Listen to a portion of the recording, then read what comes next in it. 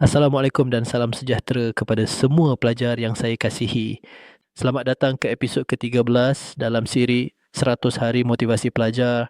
Ya, pada hari ini saya ingin menyentuh satu tabiat belajar yang sangat penting untuk kejayaan jangka panjang. Hafal biar faham, bukan hafal buta.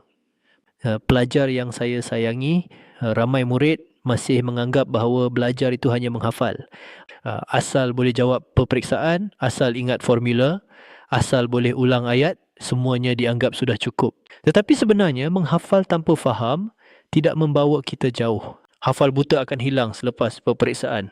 Tetapi hafal dengan kefahaman akan kekal di dalam minda, bahkan membantu dalam pelajaran yang lain. Pelajar cemerlang tidak sekadar mengingat.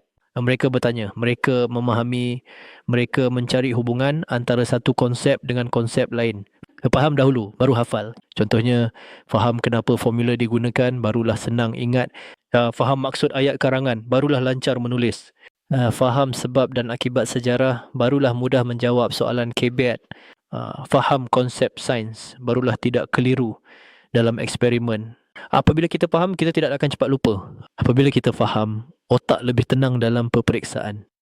Apabila kita faham, keyakinan datang dengan sendiri. Ingatlah pelajar, hafalan hanya meminjam, tetapi kefahaman memiliki. Orang yang memahami akan menguasai apa sahaja topik dengan lebih mudah dan lebih mendalam. Jadikan pembelajaran anda lebih bermakna. Kurangkan hafal buta, tambah kefahaman yang sebenar. Jika pesanan ini bermanfaat, jangan lupa subscribe channel Pengetua AI YouTube untuk mengikuti episod-episod motivasi pelajar seterusnya. Teruskan berfikir, teruskan faham, teruskan berjaya.